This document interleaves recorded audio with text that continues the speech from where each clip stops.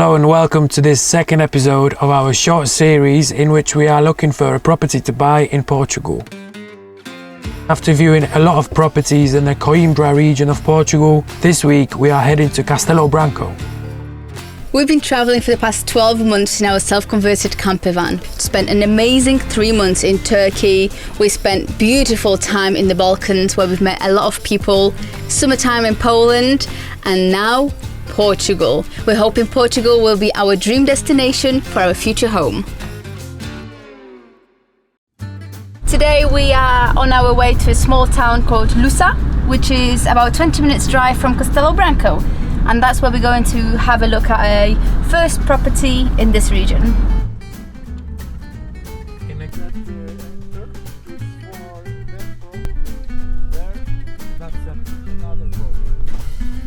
So the border of the land is here, and that's there, and where I'm currently standing, plus I think that little shed. The land was around 2,000, just over 2,000 square meters, which we decided was a little bit too small once we arrived there. The plus side to that land was having 2 wells, one shared with the neighbour and one really big one on the property. The access wasn't great. It was not only was it quite hilly on the actual access, but there was lots of rocks, so we would not be able to get any kind of a car in that gateway. It would be a matter of convincing another neighbour to put a hole in their wall to do an access point on that side, which seems like a lot of work. There was a small construction for storage. It was only 10 square meters, which is really small, around the size of our van. And yeah, it was alright, but not the biggest fan. Once again, I'm actually really happy that we went to view the land, even though we knew it's probably not the one for us. But we met another estate agent who kind of shared his local knowledge with us, and I think that's just the best way to do it, because everyone says different things. There's a lot of other estate agents who tell you what you want to hear, and sometimes will lie to you to sell the property. One fact we found out was that to get plugged into water, to get plugged into the grid, it costs around 10 euros per meter. The power, it's similar but can be a bit more expensive. The closest point for water and electricity was 200 meters, so roughly that would be 4 grand before we can get connected to the grid. It's something to work with, if you know what I mean. We're just on the way to the next property and the views are incredible.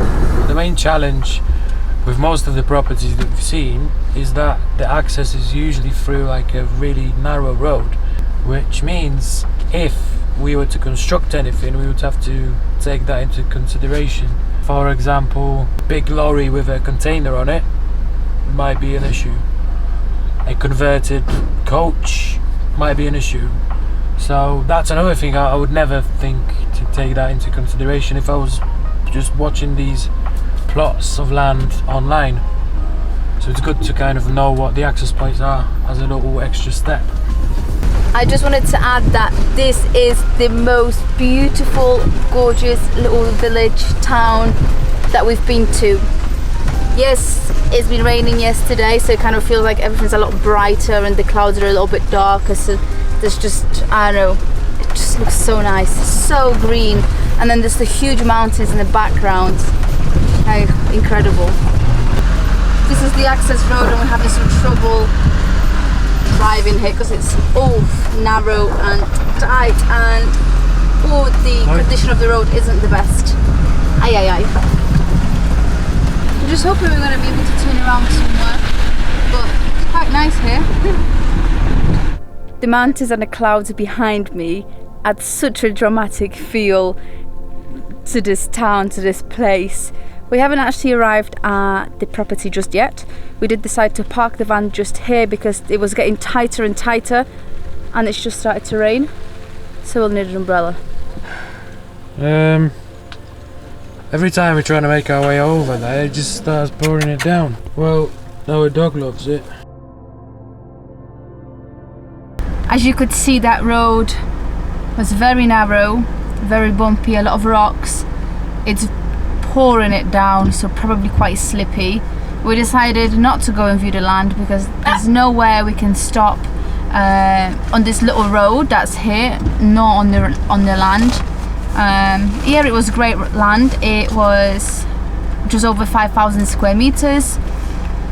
There was a well, or two actually, which was obviously amazing. But we want to be able to put our camper van on the land for the first few years anyway.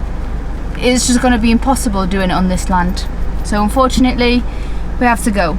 Look how flat his hair is. After a few days in Castelo Branco, I kept comparing each property to one property in the Coimbra region, which I really loved. And none of the properties that we've seen up to now, you know, kind of compared well. But we wanted to give it a go and see more properties because there's a huge English community in the Castelo Branco region. And from what we know, if you're looking for an off-grid setup, if you want to live somewhere, you know, in the middle of nowhere and have freedom to do whatever you want, Castelo Branco is the place to be. We're going to view one more land. There's a road going through it, but because the land is so big, I don't really mind that because it's kind of like split into two pieces.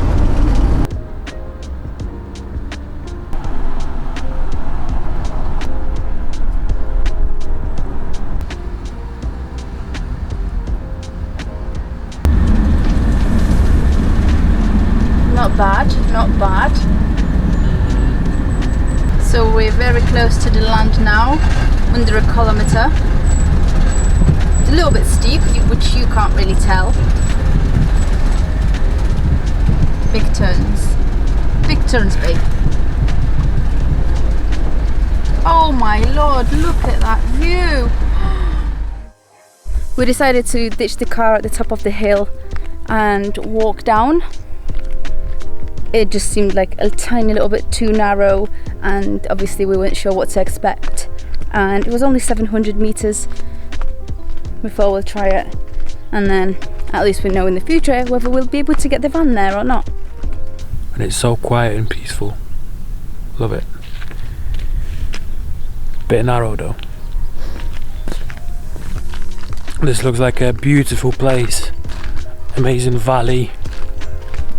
Great views, and it's really quiet.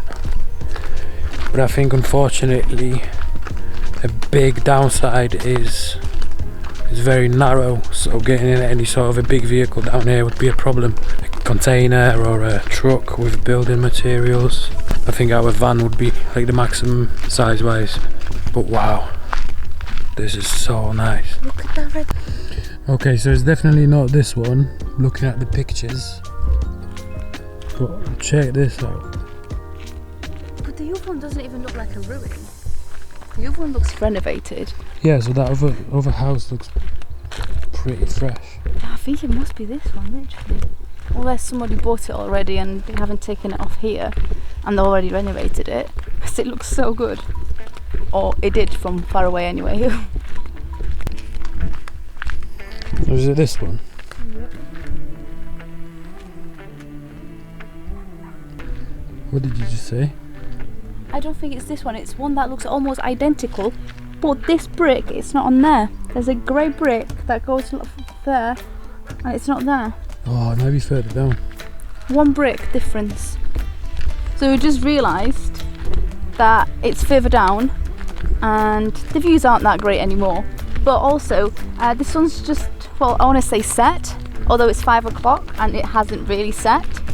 But there's no sunshine here anymore, which is a massive downside. There Is must it be, though? yeah, because there must be like 1 hour or 2 hours sunshine in winter. That's true. Which is... Because that's west, so east is there somewhere, probably. They look alike, don't they? Yeah, this one's not as fresh. And then, okay, so the land is everything behind it, which would And be this. pretty much not usable. Yeah, which is Although like this- 5,000 square meters or even more.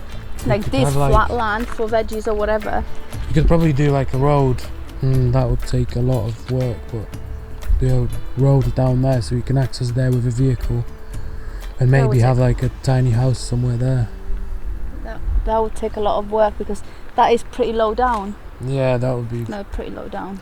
You'd literally be building a bridge, which Yeah. I don't know if we can afford. Yeah, look, oh my god, this would be so good if it wasn't so bad. Okay, I think the search continues.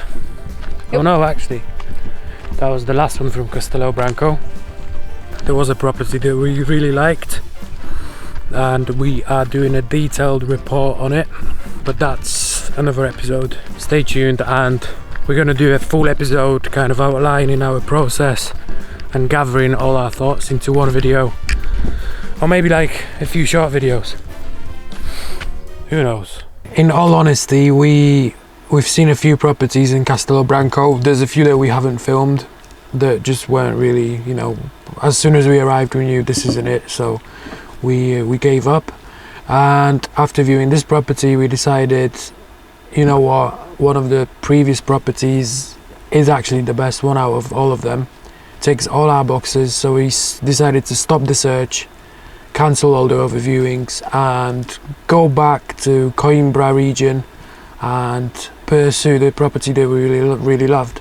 We originally planned for this series to be longer. We wanted to view properties in most of the regions in central Portugal, but because we fell in love with the land in Coimbra so much, we decided to stop the hunt, because the more we would see, you know, sometimes it's just too much. The next video in this series is going to focus on us actually buying the property that we liked, and we're going to talk you through the whole process from start to finish.